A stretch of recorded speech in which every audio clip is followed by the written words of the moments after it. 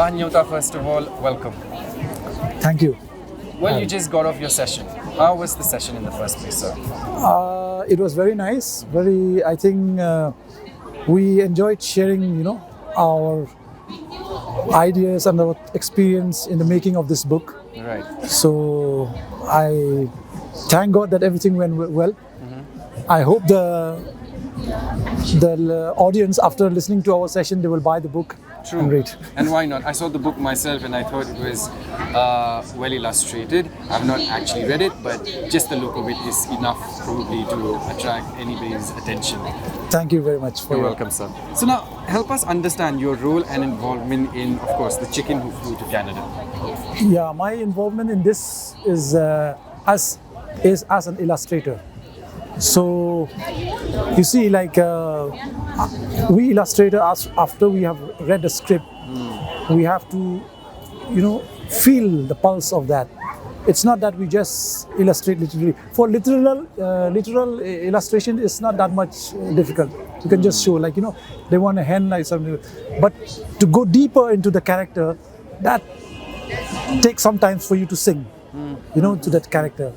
So for me, also, I have to decide on, what kind of style I have to go. True. Yeah. So it's not just your vision, it would be the author's vision as well. True. Right? It is the author's vision, but from the text, from the data that he wrote, we as illustrators, we try to construct that image. Okay. You see, visualize it, so that it will match, it'll go in sync with what the author is looking at. So talk to me a little bit about the creative process then, because like you said, it's not where you just scribble things and they come to life, right? True. So there must be a process in the making. Tell us a little bit. Yeah, my workflow is that after reading the script, I do what we call layouts, thumbnail designs, These are short sketches, and that is the skeleton sketch, because this is a text also has to be incorporated in the book. True. So I have to take into consideration how much space the text is going to take. Then I have to compose the character, where it'll be, how it'll look, what action it'll take, what gestures, expression. Then after that, I have to flesh it up with pencil drawing. So that is the second stage. Right. And then I add detail and all. The next stage is that I scan it, and after scanning, I do the coloring in computer. Right. So I for this one I did the sketch in pencil, but for coloring I did it digitally. Oh, okay. So there comes the thing, because it is blessings if you do it digitally, because later on we can tweak. We can change. Interesting. Yeah. Yes. But if we do it with like conventional materials, like watercolor and all, then if we make a mistake and we want to change, we have to start all over again. True. Yeah. You know what, Benedict, you're also a faculty and you teach art, Painting, yes. painting. I asked Mario Pathau the same question yesterday, and I'll put the same question to you. Okay. Traditional art versus digital art. Okay. Is one better than the other? For me, I think it's a matter of taste and choice. True. Okay, like any artist, see, because I look at digital art, as another medium. Just as there are many mediums like watercolor, acrylic, oil. So for me, digitally also, I look at it as one kind of a medium. So initially, when digital art was there, that was in the 90s. To tell you frankly, I was not, into it. But I feel there's something, you cannot get the direct touch, the direct feel. Yeah. Whereas if you do it with the conventional tool, you can feel the pressure, you can feel, the tactile quality of the surface. So in digital, it's slightly, synthetic. It's slightly indirect. Right. So, but nevertheless, the disadvantages are there, but advantages is also there. So measuring that pros and cons, it depends on how artists what choice they make. Right. Fair enough. So coming back to the book, if there's a character from it that you'd like to invite to dinner, let's say, Okay. what character would that be and why? I would like to, maybe before I answer that question, yeah, see, like there's a character here, Ken. What I love about this book, which I feel it connects with my, the core of my heart, is that, I really feel that character, Ken. Okay.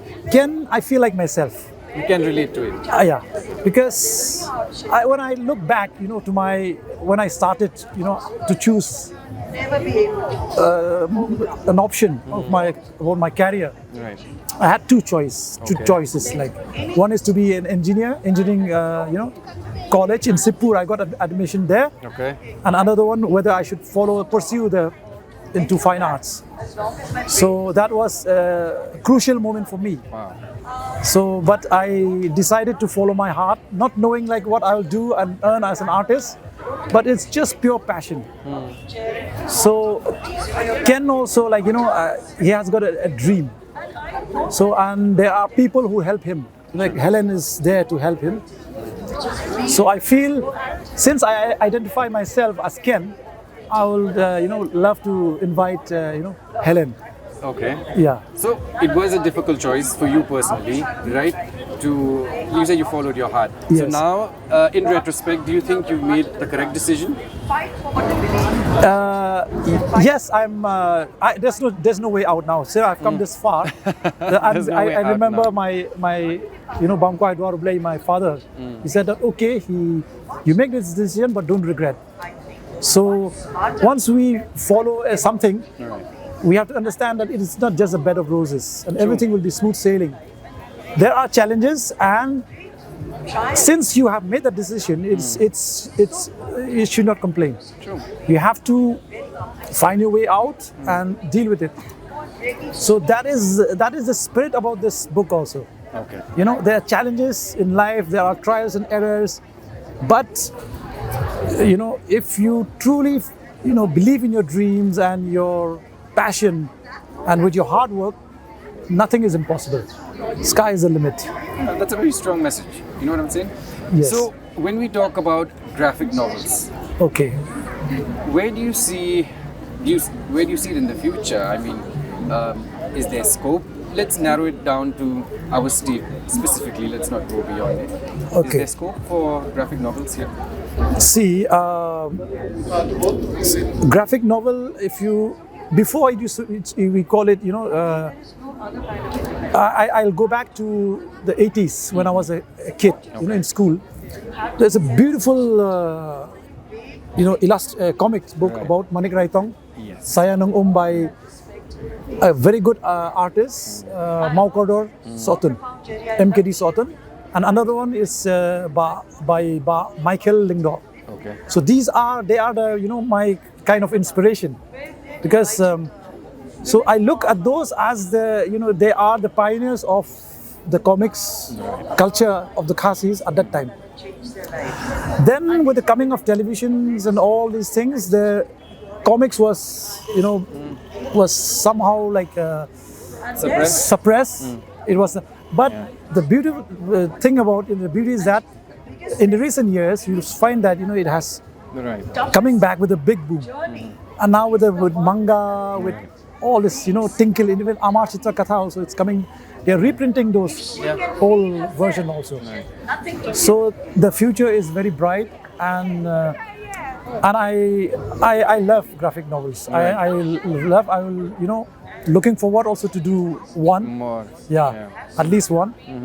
So that I think it is a very interesting format of storytelling, in which the artist is in full control of. It's like one man's army, you can say. Right. Benedict. Yeah. So you know what? We're here at a literary setting. Okay. Your thoughts on the Shillong Lit Fest, and I know that what we see around us, the decorations, etc., has something to do with your team, yourself. Tell us more. Yeah, actually, this when the organizers approached me to make something of these installations here, I understood that it was not an easy task. So that's why I contacted my artist friends. Okay. And I like to mention the name also, because it's a collective effort. True. And number one, I called Krau Kupar Suting. He's a very good artist he does airbrush painting. Right. So then in the team I invited another friend of mine, a very good landscape artist, Bhaibha Kupar Kharluki. Then I invited Oliver Lindem, who is already very does amazing works you have seen the murals in and around Shillong. Yeah. So then after Oliver, then I approach Rick Chaudhary. He's very good in sculpture. Right. And Tony Slong. Okay. So this is along with me, we form a kind of a core team to to brainstorm and come up with ideas befitting and relevant with the theme. Yeah. So and then So after brainstorming, we came up with this. If you see the stage, it is connected with we have used newspapers. So it is since this is about literature, so we thought we use text as textures. Interesting. See, yeah. Then we play with we try to weave also, and we did it in 3 layers. If you see the stage, so and then the chandelier, and especially in the chandelier, we want to focus on the local newspapers. If you have noticed that, like Maupor, Nongsan Hima, Shillong Times, so all this. So that came out very well. I've never thought of it. Yeah. Seriously, very nice. Yes, go on. Sorry. Yeah. Then Oliver and Tony came up with a beautiful structure, which we call it a walkthrough, in which we built a dome shape like this, and we put LED lights, and we stick cottons there. If you notice, so that is like clouds. The abode of clouds. Yes. We want to represent that also, our state. So that it's just like giving the viewers a kind of different experience from the natural, from the nature. Yeah. So this is along with the lightings. It creates maybe different kind of moods, Like if you see the light, it's like thunders, some like rainfall, rainbows.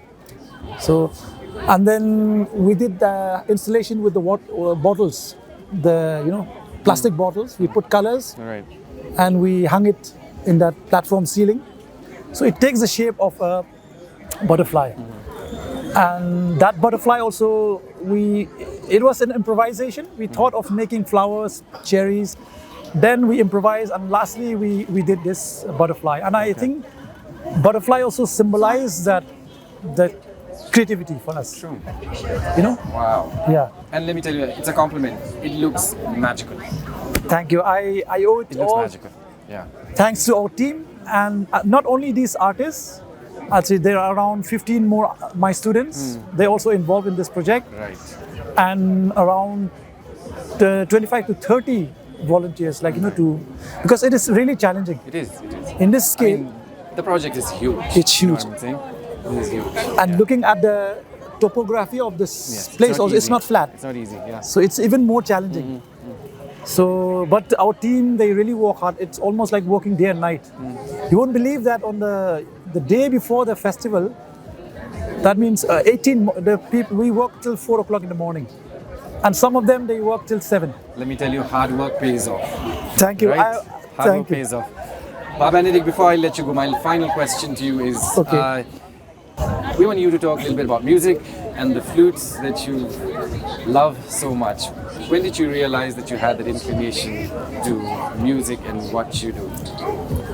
Music is, painting is my first love. Okay. And I always say this, music is my second love. Okay. So, I think right from school days, I was drawn to the flute. And I think it is, I don't know, maybe the flute has chosen me. True. Sometimes, it's so once I find the sound of the flute very, there's something in the mysterious and divine, spiritual quality in it. True. And I think, if I'm not mistaken, like, if I recall back, there's one cassette which I bought from Police Bazaar. So at that time when I was in class 6 or 7. It is by George Zamfir. Okay. So that cassette was my treasure. I used to listen to it, so it was day and night. And then the second inspiration is Pandit Hari Prasad Chaurasia. Yeah. So these are the musicians in which I look up, and I they are my idols, and I think that's how I'm drawn towards the flute. Perfect. Well, it is a wrong setting for me, but I'm sure that we will get to hear you play the flute at some time in the future very soon. For now, Babani, thank you so much for your time. What an insightful conversation, and I wish you the best of luck with the book. Okay. And enjoy your time when you're here. So it's my pleasure. Thank you very sir. much for inviting me. Thank you so much. Thank you. Thank you so much.